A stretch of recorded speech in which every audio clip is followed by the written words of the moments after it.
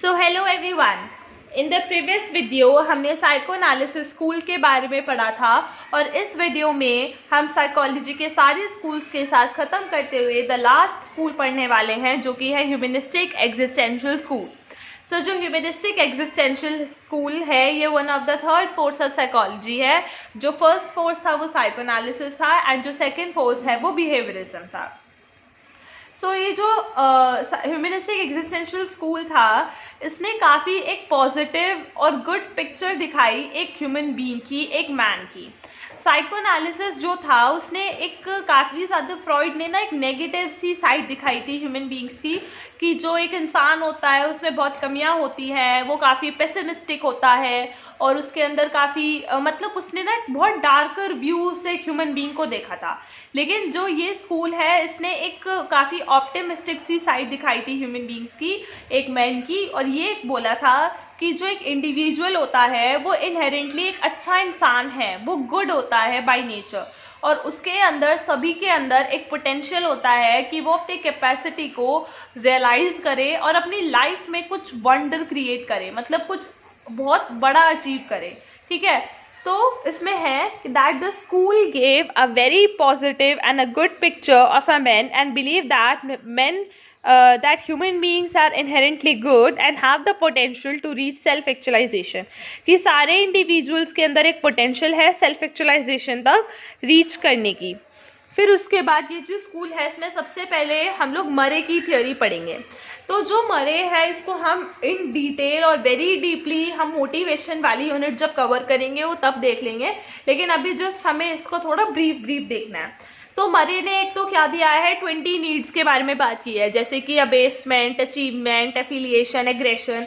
इसकी ऐसी ही 20 नीड्स हैं जो हम मरे की थ्योरी में सारी नीड्स के बारे में ब्रीफ में डिस्कस करेंगे, लेकिन अभी सिर्फ इसमें 20 नीड्स थी मरे की वो देखते हैं। फिर उसके बाद जो मरे है उसने कहा कि इंडिविजुअल डिफरेंसेस होते हैं, हर एक इंडिविजुअल डिफरेंसेस एग्जिस्ट करते हैं लोगों के बीच में, कि हर एक individual physically, socially, psychologically different होता है, अलग अलग होते हैं सब। ठीक है, फिर मरे का ना मोटिवेशन में काफ़ी ज़्यादा एक इंटरेस्ट था और उसने ये बोला था has an intense interest in motivation and stated that basic motive of individual is tension reduction।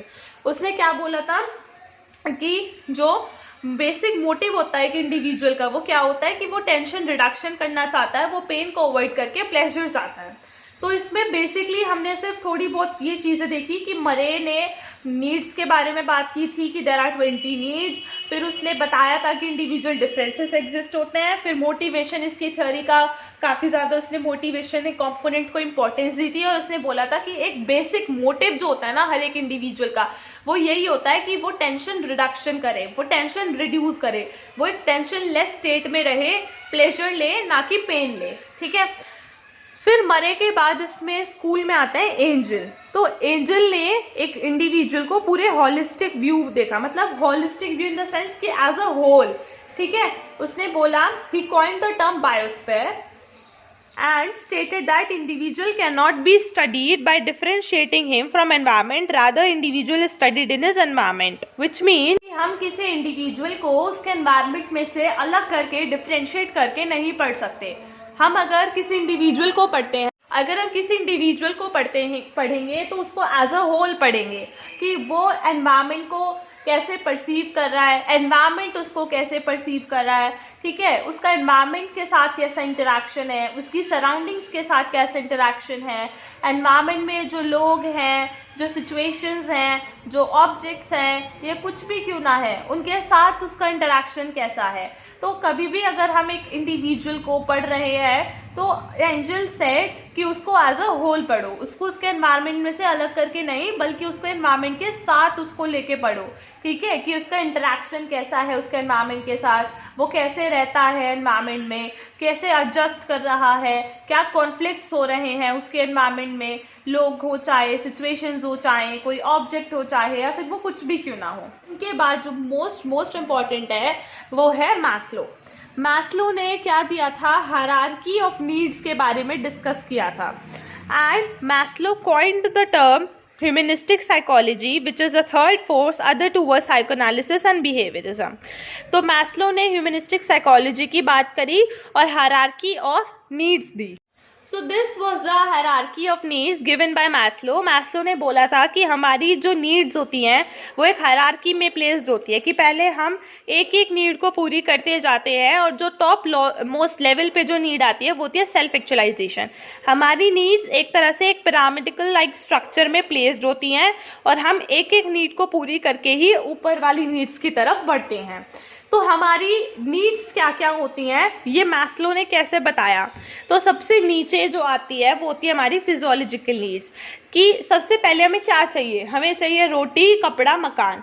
ठीक है कि हमें फूड मिले, हमें वाटर मिले, हमें एयर मिले. तो मतलब जो हमारी बेसिक नीड्स हैं, ठीक है, खाना पीना सोना कपड़े, all of these comes under physiological needs. फिर जब हमारी फिजियोलॉजिकल नीड्स पूरी हो जाती हैं तो हम अपनी सेफ्टी नीड्स की तरफ बढ़ते हैं कि अब हमें सेफ्टी चाहिए, हमें सिक्योरिटी चाहिए. लोग अपनी सेविंग्स करके रखते हैं कि आगे अगर फ्यूचर में कोई प्रॉब्लम हो तो हमारे पास पैसा हो. वो अपने हेल्थ इंश्योरेंसेस कराते हैं कि अगर कोई डिसीज़ हो जाए तो हमें पैसे मिल जाएं. ठीक है, तो हमें अब सेफ्टी चाहिए, हमें अपनी सिक्योरिटी चाहिए. लोग ऐसी जॉब्स ढूंढते हैं जो उनको जॉब सिक्योरिटी दे, ठीक है, जिससे कि उनको कोई आगे प्रॉब्लम ना पड़े. तो जब हमारी फिजियोलॉजिकल नीड्स, हमें रोटी कपड़ा मकान मिल जाता है तो हम सेफ्टी नीड्स की तरफ बढ़ते हैं. Every individual want to be secured and wants their safety from war. हमें कोई वॉर हो, इमरजेंसी हो, डिसीज़ हो, इन सब के लिए हमें क्या चाहिए, इनके अगेंस्ट हमें सेफ्टी चाहिए.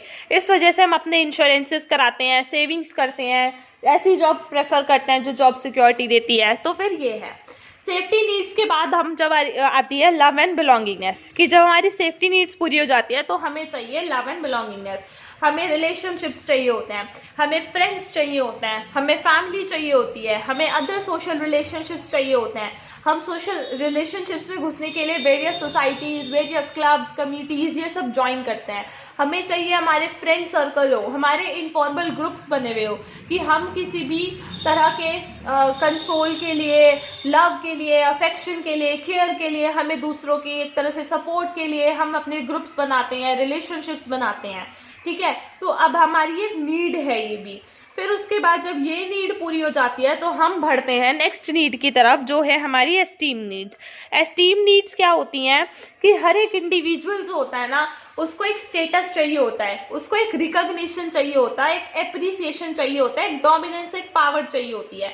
वो चाहता है कि अगर मेरे पास फिजियोलॉजिकल नीड्स मेरी पूरी हो जाए, मेरी सेफ्टी नीड्स पूरी हो जाए, मेरे पास अच्छी सोसाइटी हो, रिलेशनशिप्स हो, तो उसके बाद मेरे को चाहिए पावर कि मेरे पास एक पावर हो, सब लोग मुझे जाने, रिकॉग्निशन हो, सब लोग मुझे अप्रिशिएट करें.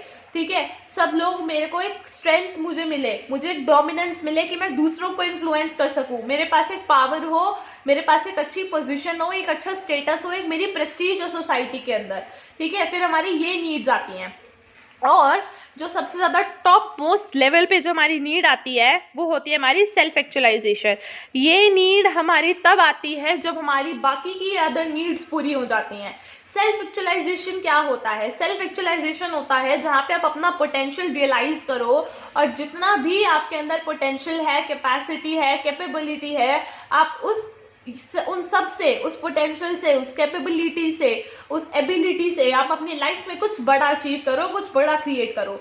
जैसे सपोज कि कोई सिविल सर्वेंट बन जाता है सिविल सर्विसेज का एग्जाम क्लियर करके, क्योंकि उसके अंदर उतना पोटेंशियल था कि वो क्लियर कर सके, उसके अंदर वो एबिलिटी, वो कैपेसिटी थी, तो उसने वो चीज़ रियलाइज करी, उसने वो एग्जाम दिया और वो क्लियर भी कर लिया. तो अगर वो ये कर सकता है तो वो उससे बड़ा भी कर सकता है. He can be a prime minister और he can be more at higher post. वो किसी और बड़े हायर पोस्ट पे जा सकता है क्योंकि उसके अंदर वो पोटेंशियल है, वो कैपेबिलिटी है. अगर वो उस पोटेंशियल को, कैपेबिलिटी को रियलाइज करेगा तो वो कितना कुछ बड़ा कर चुका होगा अपनी लाइफ पर, कितना कुछ कर सकेगा. तो सेल्फ एक्चुअलाइजेशन इज कि where the person realises one potential and capability to do something in life and to achieve the goal desired. जहाँ पे आप कुछ बड़ा अपनी लाइफ में कोई गोल, कोई एम्बिशन सेट करके चलो और फिर आप उसको मतलब अचीव करो जाके, उसके लिए आप पूरे मोटिवेटेड रहो, वो सेल्फ एक्चुअलाइजेशन है, जहाँ पे आपकी सारी नीड्स पूरी हो चुकी हैं और अब आपको अपनी लाइफ में कुछ बड़ा अचीव करना है, कुछ बड़ा क्रिएट करना है और कुछ अपनी लाइफ में आपको बहुत वंडर्स क्रिएट करने हैं। So that is self actualisation. तो ये मैस्लो की ह्यूमनिस्टिक साइकोलॉजी थी और उसने ये नीड्स के बारे में बात करी। Then after Maslow Carl Rogers आते हैं। जो कार्ल रॉगर्स थे वो भी एक वेरी पॉजिटिव व्यू रखते थे मेन के बारे में।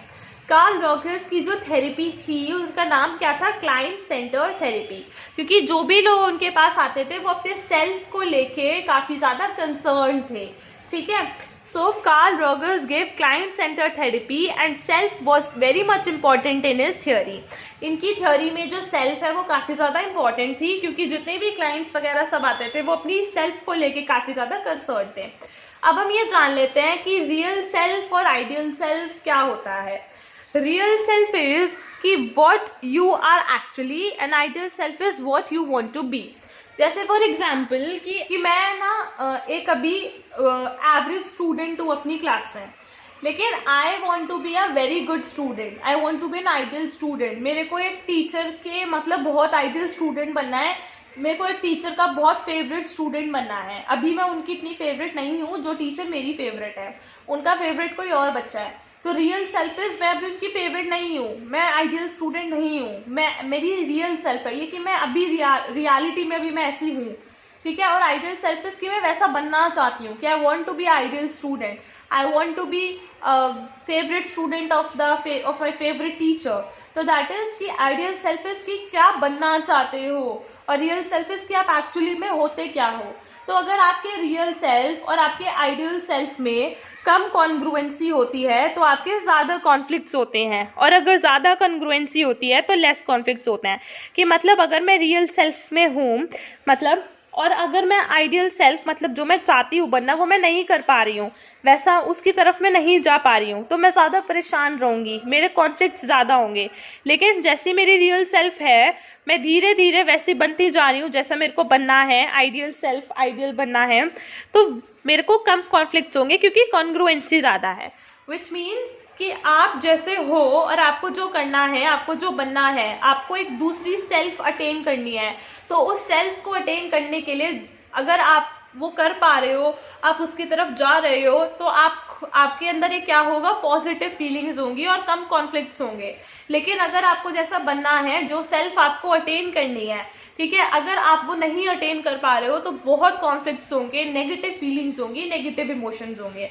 जैसे फॉर एग्जांपल मेरा एक एम है सिविल सर्विसेज के पेपर को क्लियर करने का, लेकिन मैं वो नहीं कर पा रही हूँ, ठीक है, मेरे को वो क्लियर करना है, I want to be an IAS officer, लेकिन अभी मैं सिर्फ एक नॉर्मल इंसान हूँ, मैं भी कुछ नहीं हूँ।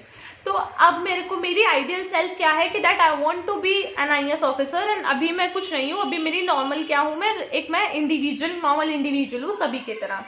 तो अगर मेरा वो एग्जाम क्लियर मतलब मैं बहुत अटेम्प्ट्स दे रही हूँ लेकिन वो क्लियर नहीं हो पा रहा है, तो अगर ऐसा नहीं हो पा रहा दैट मीन्स कि मैं अपनी आइडियल सेल्फ तक जा नहीं पा रही हूँ, जो मुझे करना है मैं वो नहीं कर पा रही हूँ।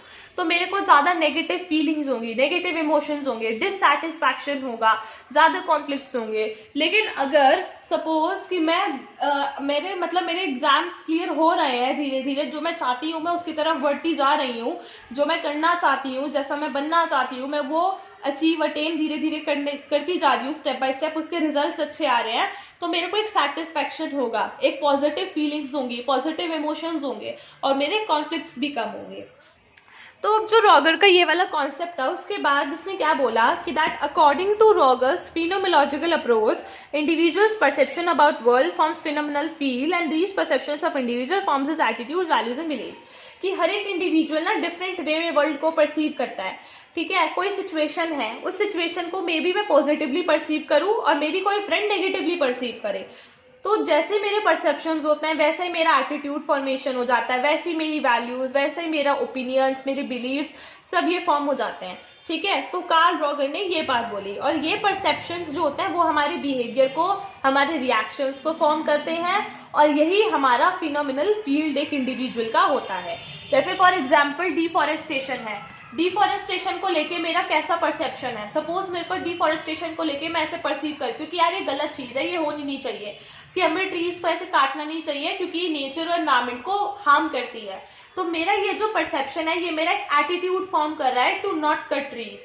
ये मेरा एक क्या फॉर्म कर रहा है, वैल्यू, एक बिलीफ, एक एटीट्यूड, एक ओपिनियन फॉर्म कर रहा है, ठीक है। और इसी वजह से मेरा बिहेवियर कैसा है इस चीज को लेके, अगर मैं ऐसा कुछ देखती हूँ तो मैं आई बिकेम वेरी अग्रेसिव। अगर कोई ट्रीज काट रहा होता है, डिफॉरेस्टेशन होता है, मेरा रिएक्शन, मेरा बिहेवियर उस चीज के लिए बड़ा नेगेटिव होता है, ठीक है। और यही चीज जो है ये मेरा फिनोमिनल फील्ड को फॉर्म कर रही है।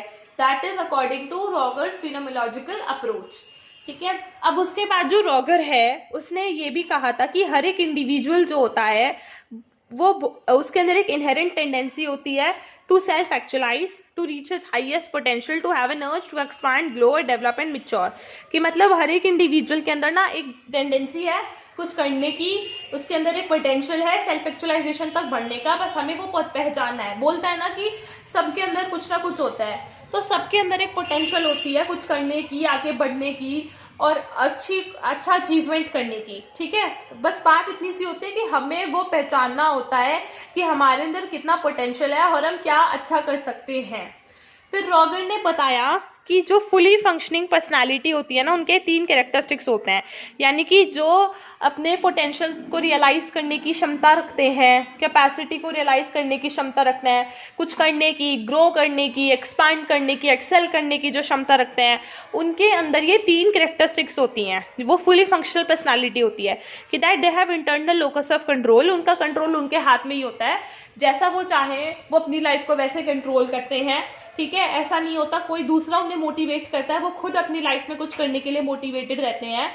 फिर openness to new experiences, they are always open to have new experiences in their life, new adventures in their life, and they have existential way of life, ठीक है। उनका जो वे ऑफ लाइफ होता है वो एग्जिस्टेंशियल होता है कि वो काफ़ी ऑप्टिमिस्टिक, पॉजिटिव रहते हैं, ये है। फिर अब जो रॉगर है उसने क्या किया, उसने कॉन्सेप्ट इंट्रोड्यूस किया किसका, अनकंडीशनल पॉजिटिव रिगार्ड का, which is very important to make people realise their self worth. Unconditional positive regard is giving of. तो अब जो रॉगर का ये वाला कॉन्सेप्ट था, उसके बाद उसने क्या बोला कि that according to Rogers phenomenological approach, individuals perception about world forms phenomenal field and these perceptions of individual forms his attitudes, values and beliefs. कि हर एक इंडिविजुअल ना डिफरेंट वे में वर्ल्ड को परसीव करता है, ठीक है। कोई सिचुएशन है, उस सिचुएशन को मे बी मैं पॉजिटिवली परसीव करूं और मेरी कोई फ्रेंड नेगेटिवली परसीव करे, तो जैसे मेरे परसेप्शंस होते हैं वैसे ही मेरा एटीट्यूड फॉर्मेशन हो जाता है, वैसे ही मेरी वैल्यूज, वैसे ही मेरा ओपिनियंस, मेरे बिलीव्स सब ये फॉर्म हो जाते हैं, ठीक है। तो कार्ल रॉगर ने ये बात बोली, और ये परसेप्शंस जो होते हैं वो हमारे बिहेवियर को, हमारे रिएक्शंस को फॉर्म करते हैं, और यही हमारा फिनोमिनल फील्ड एक इंडिविजुअल का होता है। जैसे फॉर एग्जाम्पल डिफॉरेस्टेशन है, डिफॉरेस्टेशन को लेके मेरा कैसा परसेप्शन है। सपोज मेरे को डिफॉरेस्टेशन को लेके मैं ऐसे परसीव करती हूँ कि यार ये गलत चीज़ है, ये होनी नहीं चाहिए, कि हमें ट्रीज को ऐसे काटना नहीं चाहिए क्योंकि ये नेचर और एनवायरमेंट को हार्म करती है। तो मेरा ये जो परसेप्शन है, ये मेरा एक एटीट्यूड फॉर्म कर रहा है टू नॉट कट ट्रीज। ये मेरा एक क्या फॉर्म कर रहा है, वैल्यू, एक बिलीफ, एक एटीट्यूड, एक ओपिनियन फॉर्म कर रहा है, ठीक है। और इसी वजह से मेरा बिहेवियर कैसा है इस चीज को लेके, अगर मैं ऐसा कुछ देखती हूँ तो मैं आई बिकेम वेरी अग्रेसिव। अगर कोई ट्रीज काट रहा होता है, डिफॉरेस्टेशन होता है, मेरा रिएक्शन, मेरा बिहेवियर उस चीज के लिए बड़ा नेगेटिव होता है, ठीक है। और यही चीज जो है ये मेरा फिनोमिनल फील्ड को फॉर्म कर रही है। That is according to Rogers phenomenological approach, ठीक है। अब उसके बाद जो रॉगर है उसने ये भी कहा था कि हर एक इंडिविजुअल जो होता है वो उसके अंदर एक इनहेरेंट टेंडेंसी होती है to self actualise, to reach his highest potential, to have an urge to expand, grow और डेवलप एंड मैच्योर। कि मतलब हर एक इंडिविजुअल के अंदर ना एक टेंडेंसी है कुछ करने की, उसके अंदर एक पोटेंशियल है सेल्फ एक्चुअलाइजेशन तक बढ़ने का, बस हमें वो पहचानना है। बोलता है ना कि सबके अंदर कुछ ना कुछ होता है, तो सबके अंदर एक पोटेंशियल होती है कुछ करने की, आगे बढ़ने की और अच्छा अचीवमेंट करने की, ठीक है। बस बात इतनी सी होती है कि हमें वो पहचानना होता है कि हमारे अंदर कितना पोटेंशियल है और हम क्या अच्छा कर सकते हैं। फिर रॉगर ने बताया कि जो फुली फंक्शनिंग पर्सनालिटी होती है ना, उनके 3 कैरेक्टरिस्टिक्स होते हैं।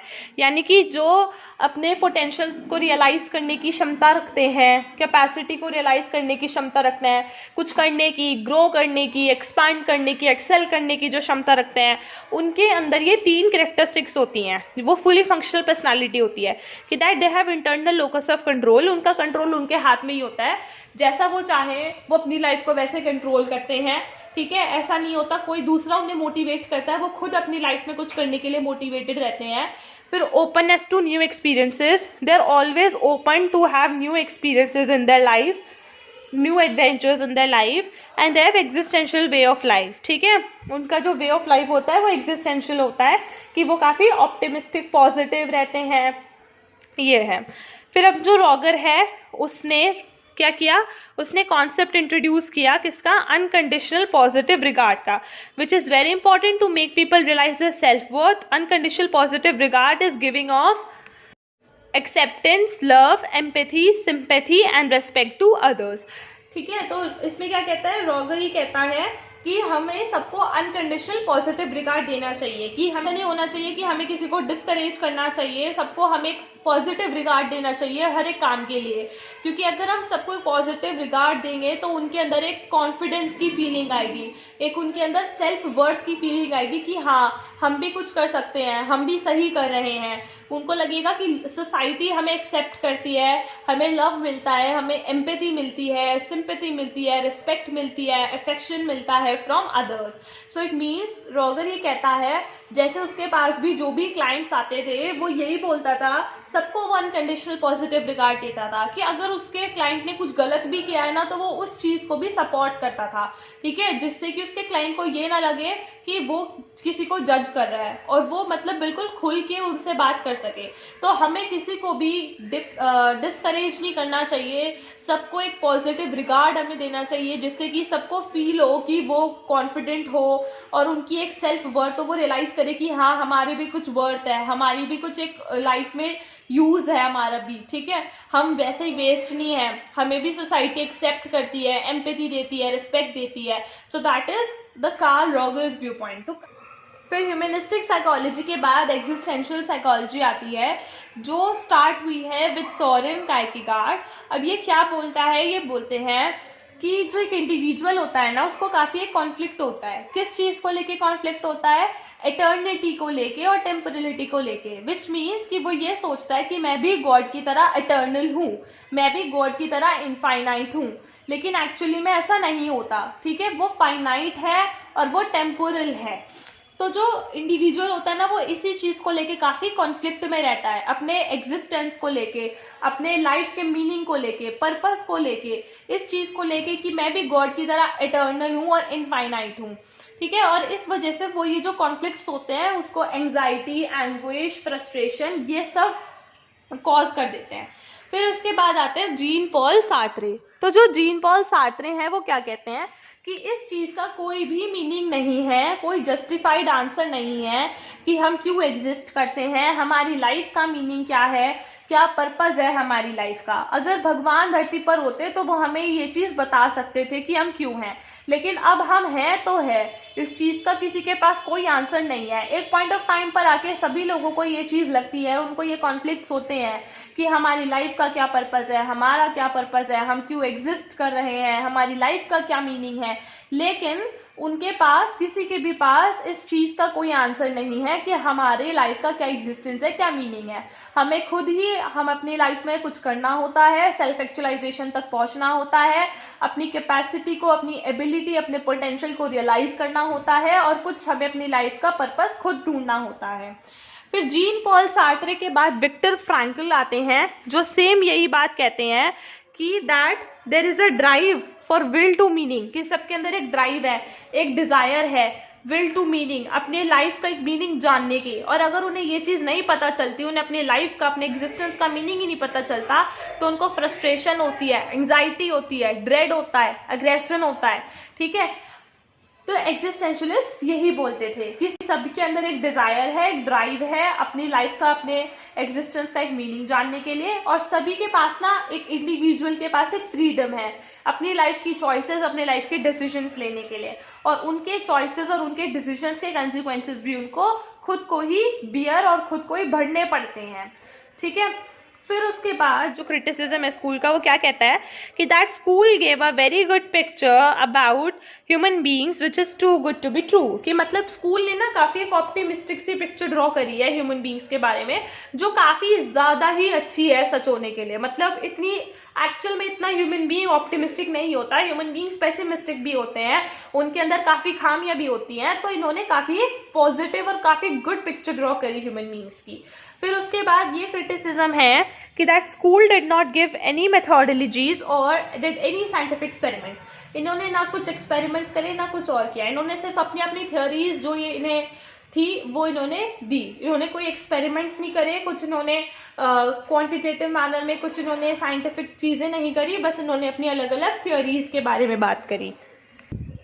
और जो स्कूल का कंट्रीब्यूशन है वो ये कहता है कि that insisted that there is no difference between mind and body. इन्होंने ये चीज़ बताई कि दोनों के बीच में कोई डिफरेंस नहीं है, दोनों एक ही चीज़ है।